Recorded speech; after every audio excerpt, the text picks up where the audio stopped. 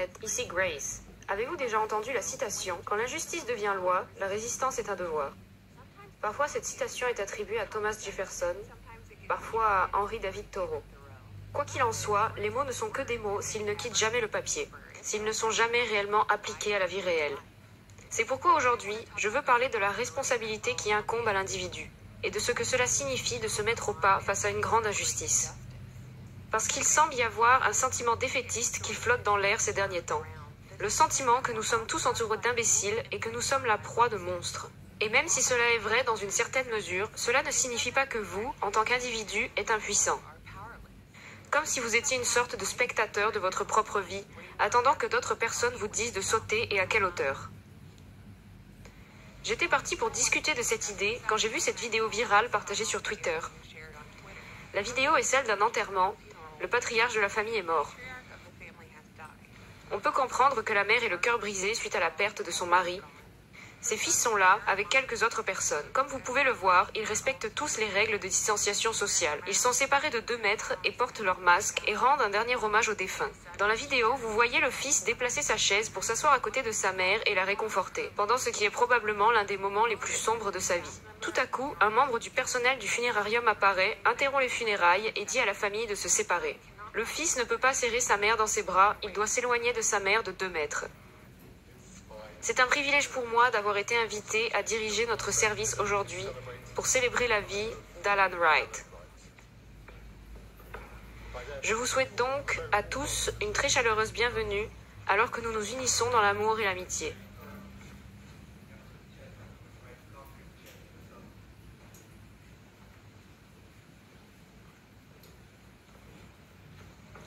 Comme vous pouvez le voir, les membres de la famille en deuil ont été grondés comme des enfants pour avoir tenté de réconforter leurs proches. Et quand un seul employé du funérarium leur a dit d'obéir, de remettre leur chaise en place, ils ont tous obéi comme des moutons. Mais vraiment, regardez-les tous se disperser comme s'ils avaient le feu aux fesses. Je suis surprise qu'il n'ait pas sorti le maître ruban pour s'assurer qu'ils étaient bien à 2 mètres l'un de l'autre. Parce que bon sang, s'il n'y avait qu'1,50 m, cet enterrement pourrait très rapidement donner lieu à un deuxième. Ou du moins, c'est ce qu'ils ont annoncé à la télé. Maintenant, imaginez que vous êtes l'employé du funérarium. Vous vous dites, il y a un truc qui pourrait être drôle. Que j'interrompe ces funérailles, que j'empêche ce type de réconforter sa mère après la mort de son mari. Cet employé a vu un groupe de personnes en deuil et il s'est dit « Tu sais quoi, je vais leur rendre les choses encore plus pénibles. » Maintenant, inversez la situation. Imaginez que vous êtes le fils qui réconforte sa mère en deuil et un étranger vient vous dire que vous ne pouvez pas. Et vous lui obéissez au lieu de lui dire d'aller se faire voir. Franchement, si vous vous faites virer de l'enterrement de votre père pour avoir refusé d'obéir au personnel des pompes funèbres qui vous ordonne de ne pas embrasser votre mère, ce n'est pas du tout une honte. Vous êtes un héros.